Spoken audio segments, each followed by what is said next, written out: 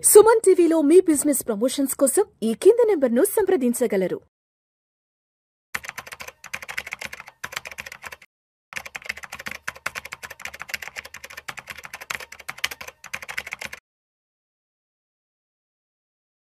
నమస్తే హర్ష. నమస్తే sir. Welcome to Vishnu talks. Thank you. So Harsha, recent టైమ్స్లో సెంట్రల్ బ్యాంక్స్ బంగారాన్ని విపరీతంగా కొని బంగారు నిల్వల్ని దాచిపెట్టుకుంటున్నాయి. మొన్నటి వరకు మనం చైనా గురించి మాట్లాడుకున్నాం. చైనా విపరీతంగా బంగారాన్ని కొని గోల్డ్ రిజర్వ్ని పెట్టుకుంటుందంటూ కూడా. సో వరల్డ్ గోల్డ్ కౌన్సిల్ ఏం చెప్పిందంటే ఈ సంవత్సరం జనవరి నుంచి మొన్న సెప్టెంబర్ అక్టోబర్ వరకు దాదాపు అన్ని సెంట్రల్ బ్యాంక్స్ కలిపి 200 టన్నుల బంగారాన్ని కొనిపెట్టుకున్నాయంట. సో వాటిలో అత్యధికంగా నేషనల్ బ్యాంక్ ఆఫ్ పోలాండ్ 67 టన్నుల బంగారాన్ని కొని సొంతం చేసుకుందంట. అదేవిధంగా నేషనల్ బ్యాంక్ ఆఫ్ కజకిస్తాన్ 40 టన్నుల బంగారాన్ని కొని భద్రపరుచుకున్నారంట. And Azerbaijan state oil fund of Azerbaijan 38 టన్నుల బంగారాన్ని కొనుక్కున్నాయి. ఇవేగాక ఇంకా కూడా bank of Brazil, bank of Kazakhstan, bank of Guatemala ఇవన్నీ కూడా పెద్ద ఎత్తున కొనిపెట్టుకున్నాయి. సో మొత్తంగా ఈ ఒక్క సంవత్సరం ఒక 10 to 11 monthsకి సంబంధించి 200 టన్నుల బంగారాన్ని కొనిపెట్టుకున్నాయంటూ కూడా వరల్డ్ గోల్డ్ కౌన్సిల్ ఒక రిపోర్ట్ కూడా ఇవ్వడం జరిగింది. ఎందుకు ఈ ప్రపంచ దేశాలకు సంబంధించినటువంటి సెంట్రల్ బ్యాంక్స్ ఇంత పెద్ద ఎత్తున బంగారాన్ని కొని నిల్వ చేసుకుంటున్నాయి? కారణం ఏంటి అసలు? సో ఫస్ట్ మనం అసలు గోల్డ్ని అర్థం చేసుకోవాలంటే హిస్టరీలో మనకి రాజుల కాలంలో ఉన్నప్పుడు అంతా గోల్డ్ కాయిన్స్తోనే మనం ట్రాన్సాక్షన్ చేసేవాళ్ళం. ఏదైనా కొనాలి అమ్మాలి అంటే ప్రతి ఒక్కరు వాళ్ళ దగ్గర గోల్డ్ కాయిన్స్ పెట్టుకోవాలి, బంగారు నాణ్యాలు ఇచ్చి వస్తువులు తెచ్చుకోవాలి. ఆ తర్వాత కొద్ది రోజుల తర్వాత సిల్వర్ కాయిన్స్ వచ్చాయి. తుగ్లక్ పాలనలో కాపర్ కాయిన్స్, ఇలా రకరకాల మంది ఇలాంటి కాయిన్స్ యూజ్ చేసేవాళ్ళు. కాకపోతే గోల్డ్ అనేది మంచి స్టాండర్డ్ కాయిన్గా యూజ్ చేసేవాళ్ళు. ఇప్పుడు రెండో ప్రపంచ యుద్ధం జరిగిన తర్వాత ప్రపంచ దేశాలు అన్ని కూర్చొని బ్రెటన్ వుడ్స్ అగ్రిమెంట్ అని ఒక అగ్రిమెంట్ చేసుకున్నారు. ఆ అగ్రిమెంట్లు చాలా ఉన్నాయి. దాంట్లో ఒక్క విషయం ఏంటంటే ఒక దేశం ఇంకో దేశంతో లావాదేవీలు ఉంటాయి కదా, ఎక్స్పోర్ట్స్ ఇంపోర్ట్స్ ఉంటాయి. మనం చైనా దగ్గర నుంచి కొన్ని ఇంపోర్ట్స్ చేసుకుంటాం, కొన్ని ఎక్స్పోర్ట్ చేసుకుంటాం. అమెరికాకి ఇంకేవో ఎక్స్పోర్ట్స్ చేస్తాం. అలా ఇంపోర్ట్స్ ఎక్స్పోర్ట్స్ చేసినప్పుడు నేను ఏ కరెన్సీలో కొనాలి? ఇప్పుడు నేను చైనా దగ్గర కొంటున్నాను, వాళ్ళకి నా రూపీస్ ఇస్తే వాళ్ళకి అవసరం ఉంది నా రూపీస్తో, మన మొహం మీద కొడతారు, రైట్? సో అప్పుడు నేను చైనా డబ్బులతోనే కొనాలా? మరి అప్పుడు ఓకే, చైనా వాళ్ళు చైనా డబ్బులతో కొంటే మరి శ్రీలంక వాళ్ళతో రేపు ఏదన్నా చేస్తే శ్రీలంక వాళ్ళతో ఏ కరెన్సీతో చేయాలి? ఈ ప్రాబ్లమ్స్ అన్నీ వస్తాయి కనుక ప్రపంచ దేశాలు అన్నీ కలిసి మనం గ్రో అవ్వాలంటే అప్పుడు మనకి ఇలా కాకుండా ఒక సింగిల్ కరెన్సీలోనే మనం అందరం ట్రాన్సాక్షన్ చేసుకోవడం బెటర్ అన్న దానికి వచ్చి అప్పుడు ఎవరి కరెన్సీ అని అంటే అప్పుడు రెండో ప్రపంచ యుద్ధం తర్వాత అమెరికా కొంచెం స్ట్రాంగ్ అవుతున్న టైంలో అమెరికా వాళ్ళు ఇప్పటి నుంచి మా డాలర్ని వాడుకోండి అందరూ, మేము డాలర్లు మీకు ఎంత కావాలంటే అంత ఇస్తాం, అన్ని దేశాలు US డాలర్స్లోనే ట్రాన్సాక్ట్ చేసుకోండి, రైట్? సో ఈరోజు చైనా నుంచి ఏదైనా కొన్నా డాలర్స్లో సెటిల్ చేస్తాం. అలాగే శ్రీలంక నుంచి ఏదో కొంటే డాలర్స్లోనే ఇస్తాం ఆయనకి, కరెక్ట్? ఏ దేశంతో కొన్నా కూడా అమెరికన్ డాలర్స్తో ఇస్తాం. దానివల్ల అమెరికాకు చాలా అడ్వాంటేజ్ ఉంటుంది. ఏంటి? ప్రపంచంలో అగ్రస్థాయిలో నేను ఉన్నాను అని చూపించుకోవడానికి అదొక విజిబిలిటీ బాగా. Exactly, right? అది కూడా ఒక మంచి స్ట్రాంగ్ పాయింట్. అన్ని దేశాలు నా కరెన్సీని వాడతారు అని. అలా అప్పుడు అమెరికా సరే మనం అంతా వాడతాము, మరి మీ కరెన్సీకి విలువ ఎక్కడి నుంచి వస్తుంది? ఒకవేళ రేపు సడన్ గా మీ దేశానికి ఏదో అయిపోయిందంటే అప్పుడు మా పరిస్థితి ఏంటి? మా దగ్గర మీ ఉండే డాలర్స్ వాల్యూ జీరో అయిపోద్ది కదా. నేను అమెరికా డాలర్స్ కొని $1,000 బిలియన్ పెట్టుకున్నా, సడన్ గా అమెరికా మునిగిపోయింది అనుకోండి, బయట ఎక్కడి నుంచి ఏదో కామెంట్ వచ్చి పడి అమెరికా కాంటినెంట్ ముంచేసింది అనుకోండి, అప్పుడు ఓవర్ నైట్ అమెరికా డాలర్ విలువ జీరో అయిపోతుంది, మనకి నష్టపోతాం. కనుక అప్పుడు మీ డాలర్కి విలువ ఎక్కడి నుంచి వస్తుంది అంటే అప్పుడు అమెరికా ఏంటంటే సరే నేను మీకు ఇచ్చే డాలర్లకి ఎంత అవసరమైతే అంత గోల్డ్ నేను తెచ్చి నేను పెట్టుకుంటాను.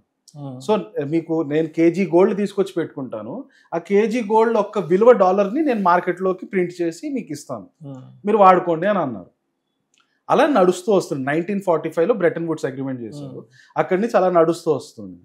వచ్చేసరికి 1971కి వచ్చేసరికి ఏమైందంటే అమెరికా వాళ్ళు వచ్చి ఏమన్నారంటే, బాబు ఆల్రెడీ ప్రపంచంలో చాలా డాలర్లు ప్రింట్ చేసి వదిలేసాం మార్కెట్లోకి, దానికి ఇంకా మీకు ఇలా నేను ప్రింట్ చేసుకుంటూ పోతే దానికి కావాల్సినంత గోల్డ్ ఎక్కడ లేదు ఫస్ట్ ఆఫ్ ఆల్. సో నేను అంత గోల్డ్ ఎక్కడ తీసుకురాలేను, కనుక ఈరోజు నుంచి గోల్డ్ లింకింగ్ లేదు డాలర్స్కి అని అనౌన్స్ చేశారు. మరి గోల్డ్ లింకింగ్ లేకపోతే మరి ఆ డాలర్స్కి వాల్యూ ఎక్కడి నుంచి అంటే అది యుఎస్ గవర్నమెంట్ దీనికి హామీ ఇస్తుంది, ఈ డాలర్కి విలువ ఎప్పుడు యుఎస్ గవర్నమెంటే.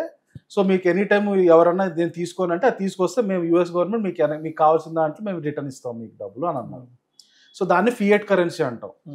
దాని ముందు ఏంటంటే గోల్డ్ బ్యాక్ కరెన్సీ. గోల్డ్ అనేది అండర్లైయింగ్ యాసెట్ ఉంది మన దగ్గర ఉండే రూపీ నోట్లకి. కానీ ఇప్పుడు ఫియట్ కరెన్సీ అంటే గవర్నమెంట్ బ్యాకింగ్, గవర్నమెంట్ ట్రస్ట్ ఉంది, గవర్నమెంట్ నుంచి నమ్మకం వస్తుంది ఆ వాల్యూకి, ఆ ఒక నోట్కి. అలా అప్పటి నుంచి అన్ని దేశాలు ఓన్లీ యుఎస్ డాలర్స్లో ట్రాన్సాక్ట్ చేసుకుంటా ఉన్నారు. అండ్ దాని బ్యాక్గ్రౌండ్ గోల్డ్ అయితే ఏమీ కాదు. బట్ అమెరికా ఒక ట్రస్ట్, అమెరికా ప్రపంచంలో అందరికంటే స్ట్రాంగ్ ఎకానమీ కాబట్టి ఆ నమ్మకం మీద అందరూ లావాదేవీలు చేసుకుంటా ఉన్నారు. ఇప్పుడు వచ్చి ఏమైంది, లాస్ట్ 4-5 yearsలో అమెరికా సంక్షోభంలోకి వెళ్ళిపోతుంది. అమెరికాకి ఏం సంక్షోభం వస్తుంది, ఫస్ట్ నెంబర్ 1 వచ్చి అప్పు, విపరీతమైన అప్పు చేసేసి ఉన్నారు. ఇప్పుడు అంత అప్పు తీర్చాలంటే ఇద్దరు వాళ్ళు సొంతంగా బాగా ఎకానమీలో ఉత్పత్తి బాగా పెంచి అది బయట దేశాల్లో అమ్మి అట్లా డబ్బులు సంపాదించాలి. కానీ అలాంటి పరిస్థితి కూడా కనిపించట్లేదు. అప్పుడు వాళ్ళ దగ్గర మిగిలే ఆప్షన్ ఏంటి, డబ్బులు ప్రింట్ చేయడం. డబ్బులు ప్రింట్ చేసేసి అప్పు తీరుస్తున్నారు. కానీ దీనివల్ల ఏమవుతుందంటే ఎప్పుడైనా సరే ఎనీ సెంట్రల్ బ్యాంకు డబ్బులు కనుక ప్రింట్ చేయడం మొదలు పెట్టారు అనుకోండి, ఆ కరెన్సీ యొక్క వాల్యూ పడిపోతుంది. ఎందుకంటే మార్కెట్లో మీరు కొనడానికి ఉండే గూడ్స్ లిమిటెడ్. మీరు ఏవైతే వస్తువులు కొనాలనుకుంటున్నారో, సోప్ కానీ, ఫ్రూట్స్ కానీ, వెజిటేబుల్స్ కానీ, వాట్ ఎవర్ వస్తువులు మీరు కొనాలనుకునే అవన్నీ లిమిటెడ్గా ఉంటాయి, కార్లు, టీవీలు అన్నీ కూడా. కానీ మీ దగ్గర డబ్బులు ఒకటేసారి పెరిగిపోయాయి. ఆ డబ్బులు పెరగడానికి సెంట్రల్ బ్యాంక్ బాగా ప్రింట్ చేసేసి, రూపీస్ బాగా ప్రింట్ చేసి అందరికి పనిచేసింది, రైట్. డబ్బులు బాగా పెరిగిపోతే ఏం చేస్తారు, కేజీ అమ్ముడుపోయే యాపిల్స్ని 100కి అమ్ముడుపోయే యాపిల్స్ని ఇప్పుడు అది 200కి వెళ్ళిపోతుంది. ఎందుకంటే ఇంకెవరో వచ్చి అంటారు నా దగ్గర ఒకటే కేజీ ఉంది అమ్మడానికి యాపిల్స్, ఒకరు వచ్చి 100 రూపీస్కి ఇస్తావా అంటారు. నా దగ్గర ఒకటే కేజీ ఉందంటే ఇంకొకరు వచ్చి నేను 200 ఇస్తాను నాకి అంటారు. అలా అన్నిటికీ రేట్లు పెరిగిపోతాయి. దాన్ని ఇన్ఫ్లేషన్ పెరగడం అంటారు. సో ఎప్పుడైనా సరే మీరు మనీ ప్రింట్ చేస్తే ఇన్ఫ్లేషన్ అనేది బై డిఫాల్ట్ మీరు ఇంకేం చేసినా చేయకపోయినా పెరుగుతుంది. అది డిఫాల్ట్గా పెరిగిపోతుంది ఇన్ఫ్లేషన్ అనేది. ఇన్ఫ్లేషన్ అనేది పెరిగితే మీ రూపీకి మీ జేబులో ఉండే 100 రూపాయల ఒక్క విలువ పడిపోయినట్టే. ఎందుకంటే ఇంతకుముందు 100 రూపాయలు పెడితే నాకు కేజీ యాపిల్స్ వచ్చేది, కానీ ఇప్పుడు 100 పెడితే నాకు ½ కేజీ వస్తుంది. యాపిల్స్ ధర 200 పెరిగింది కాబట్టి. అంటే అర్థమైంది మీ జేబులో ఉన్న 100 రూపాయల విలువ తగ్గిపోయింది, సగం పడిపోయింది, రైట్. సో ఇది ఈ లింక్ చాలా క్లియర్గా అర్థం చేసుకోండి. సెంట్రల్ బ్యాంక్ కనుక డబ్బులు ప్రింట్ చేస్తే దానివల్ల ఇన్ఫ్లేషన్ పెరిగి మీ జేబులో ఉండే డబ్బులు విలువ ఒకటి పడిపోతుంది. ఇది చాలా స్టాండర్డ్గా అక్రాస్ ద వరల్డ్ అన్ని దేశాల్లోనూ అన్ని ఎకానమీస్లో ఇదే జరుగుతుంది. ఒకప్పుడు మీరు చూసారంటే వెనజువెలా చాలా పెద్ద సంక్షోభంలోకి వెళ్ళిపోయింది, వాళ్ళకి తిండి లేకుండా పోయింది. దానికి కారణం ఏంటంటే వాళ్ళు సెంట్రల్ బ్యాంక్ ఇష్టం వచ్చిన డబ్బులు ప్రింట్ చేసేసి జనాలకు వదిలేశారు. అంటే అప్పులు తీర్చాలి కాబట్టి అప్పులు తీర్చడానికి డబ్బులు ప్రింట్ చేసి ఇచ్చేస్తారు, అదంతా మార్కెట్ లోకి వచ్చేస్తుంది. అందుకని ఇన్ఫ్లేషన్ విపరీతంగా వెళ్తే మీరు చూసారంటే వాళ్ళ కరెన్సీలు బుట్టల్లో తీసుకొచ్చి రోడ్ల మీద పారబోస్తారు జనాలు. ఎందుకంటే వాళ్ళ జేబులో ఉండి విలువ కాగిత నోటుకి విలువ పోయింది. అలా మొత్తం డబ్బులన్నీ రోడ్ల మీద పారబోసేస్తారు. సో ఎక్కడైనా సరే మనీ ప్రింట్ చేస్తే ఇది ప్రాబ్లం. అమెరికా వాళ్ళకి కోవిడ్ అప్పుడు వాళ్ళు విపరీతంగా ప్రింట్ చేశారు. కోవిడ్ అప్పుడు కొంత డబ్బులు ప్రింట్ చేయాల్సిన అవసరం ఉండింది, ఎందుకంటే చాలా మంది ఇబ్బందులు పడుతున్నారు, వాళ్ళందరికీ కొంచెం గవర్నమెంట్ సహకారం అందించాలి కాబట్టి. దానికోసం అని ఒక $1 trillion ప్రింట్ చేసి వాళ్ళకి ఇచ్చుంటే సరిపోయి ఉండేది. కానీ వాళ్ళు ఏం చేశారు, $2 trillion దాకా ప్రింట్ చేసి అవసరానికి మించి. ఎందుకు ఈ అవసరానికి మించి, దీనికి కూడా రీజన్ ఉంది. ఏంటంటే ఫస్ట్ $1 trillion ట్రంప్ ప్రింట్ చేశాడు.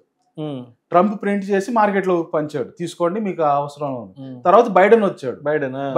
బైడెన్ నేను కూడా ప్రింట్ చేస్తాను, నాకు కూడా పేరు రావాలని చెప్పి నేను కూడా ప్రింట్ చేస్తానని ఎక్కువగా ప్రింట్ చేసి మార్కెట్ లోకి వదిలేశారు. ఇలా ప్రింట్ చేసిన త్రూ అవుట్ హిస్టరీ ఎప్పుడైనా సరే స్టాండర్డ్ గా జరిగేది ఫస్ట్ ఏంటి, ఇన్ఫ్లేషన్ పెరగడం. అమెరికాలో అంత బాగా ఇన్ఫ్లేషన్ పెరిగిపోయింది. ఇన్ఫ్లేషన్ పెరిగితే ఏమవుతుంది, మీ దగ్గర ఉండే మీ కరెన్సీ యొక్క విలువ పడిపోతుంది, అమెరికన్ డాలర్ విలువ పడిపోతుంది. ఇప్పుడు చెప్పండి, ప్రపంచ దేశాలు అన్నిటి దగ్గర ఇంతకుముందు మనం డిస్కస్ చేసాం కదా, అందరి దగ్గర డాలర్స్ ఉన్నాయి. వాళ్ళ లావాదేవీల కోసం వాళ్ళందరూ డాలర్స్ తెచ్చుకుని పెట్టుకొని ఉన్నారు. డాలర్ విలువ పడిపోతుంది. ఎందుకు, అమెరికా ఇష్టం వచ్చినట్టు డాలర్స్ ప్రింట్ చేసి ఇన్ఫ్లేషన్ పెంచేసి వాళ్ళ డాలర్ యొక్క విలువ పడిపోతుంది. అప్పుడు ఈ దేశాలన్నీ ఏం చేస్తాయి, వాళ్ళ దగ్గర ఉండే డాలర్స్ అని అట్లే ఉంటే దాని విలువ రోజు రోజుకి పడిపోతుంది.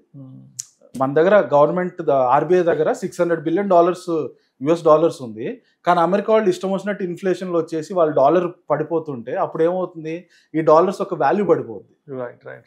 అందుకని ఏం చేస్తారు, లాస్ట్ 2-3 yearsలో ఏం చేస్తున్నారంటే వీళ్ళందరూ ఈ డాలర్స్ని గోల్డ్ కొనడం మొదలుపెట్టారు. ఎందుకంటే గోల్డ్ విలువ వీటికి సంబంధించింది కాదు. అమెరికా వాళ్ళు ఎక్కువ డబ్బులు ప్రింట్ చేసినా తక్కువ చేసినా గోల్డ్ విలువ అయితే గోల్డ్కి ఇంకా ఉంటుంది కనుక ఈ సెంట్రల్ బ్యాంక్స్, మీరు ఇందాక చెప్పిన సెంట్రల్ బ్యాంక్స్ అన్ని కూడా వాళ్ళ దగ్గర ఉండే డాలర్స్ అన్నిటిని గోల్డ్లోకి షిఫ్ట్ చేయడం మొదలు పెట్టారు. సో మరి ఇండియా పరిస్థితి ఎలా ఉంది? అండ్ దీపావళికి ముందు వరకు కూడా విపరీతమైన ర్యాలీ చూసాం. దీపావళి తర్వాత ఆల్మోస్ట్ గోల్డ్ ఒక 10-12% డ్రాప్ అయింది.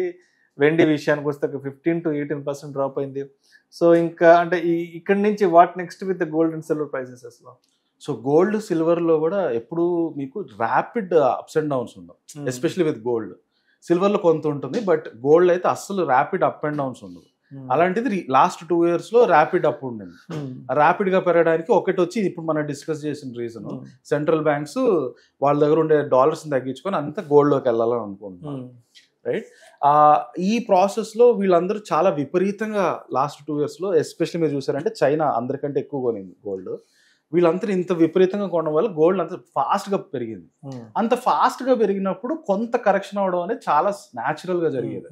ఎప్పుడైనా సరే గ్రాఫ్ మీకు అప్ అయ్యి బాగా అప్ అయ్యి కొంచెం డౌన్ అయ్యి ఆ తర్వాత మళ్ళీ నెక్స్ట్ లెగ్ అప్ వెళ్తుంది, డైరెక్ట్గా పెరుగుతూ ఒకటే యాంగిల్లో వెళ్తూ ఉండదు. సో దాంట్లో ఒక చిన్న కరెక్షన్ ఫేజ్ రీసెంట్గా జరిగింది పోస్ట్ దివాళీ. అండ్ ఆల్సో మనకి ఇండియాలో దివాళీకి బాగా ఎమోషనల్ వాల్యూ ఎక్కువ ఉండడం, గోల్డ్ దివాళీ అప్పుడు గోల్డ్ కొనాలనుకోవడం, అందుకని దివాళీ అప్పటికి అందరూ చాలా విపరీతంగా గోల్డ్ కొన్నారు. దివాళీ ఎప్పుడైతే అయిపోయిందో నెక్స్ట్ డేకి ఆ డిమాండ్ ఒక్కసారిగా మాయమైపోయింది కనుక ప్రైజెస్ కొంచెం తగ్గడం మొదలుపెట్టింది. But around $4,000 gold international market price around $4,000 is a very strong support అండి. ఒకప్పుడు ఆల్మోస్ట్ $2,000 దగ్గర ఉండేది, లాస్ట్ 2 yearsలోనే మొత్తం డబుల్ అయిపోయింది. బట్ ఇప్పుడు కొత్తగా $4,000 బేస్ అయిపోయింది. $4,000 నుంచి నెక్స్ట్ $5,000 1 yearలో వెళ్ళడానికే ఛాన్సెస్ ఎక్కువ ఉన్నాయి గోల్డ్కి. At the same time silver మీరు చూస్తే సిల్వర్ కొంచెం ఇండస్ట్రియల్ యూజ్ ఎక్కువ ఉండడం వల్ల దానికి కొంచెం డిమాండ్ పెరుగుతోంది. సో సిల్వర్ గోల్డ్ ఈ రెండు కూడా పెరగడానికి స్కోప్ ఉంది. ఇంకొకటి ఏంటంటే ప్రపంచంలో ఎక్కడైనా సరే సంక్షోభం వస్తే అప్పుడు అందరూ వాళ్ళ దగ్గర ఉండే డబ్బులు గోల్డ్ సిల్వర్లోకి తీసుకొచ్చేస్తారు. సో యుఎస్ సంక్షోభంలోకి వెళ్తుంది అనేది మనకు చాలా క్లియర్గా కనిపిస్తుంది. సో నెక్స్ట్ 1 yearలో ఎనీ టైం యుఎస్లో స్టాక్ మార్కెట్లో ఏ బబుల్ వచ్చి క్రాష్ అవ్వడం, లేదా యుఎస్ డెట్ ప్రాబ్లం వల్ల ఎకానమీ రిసెషన్లోకి వెళ్ళడం, ఇలాంటి న్యూస్ ఏదన్నా బయటకు వస్తే ఇమ్మీడియట్గా మీరు గోల్డ్ సిల్వర్ ప్రైజెస్ పెరగడం చూస్తారు. At the same time US bonds, మన ఇండియన్ బాండ్స్ కూడా పెరుగుతాయి. బట్ ప్రస్తుతం మెటల్స్ గురించి మాట్లాడుకుంటున్నాం కాబట్టి గోల్డ్ అండ్ సిల్వర్ డెఫినెట్గా యుఎస్లో ఎటువంటి క్రైసిస్ వచ్చినా ఈ ప్రైజెస్ మాత్రం ర్యాలీ అవ్వడానికి 100% scope. Thank you so much Harsha. Thank you.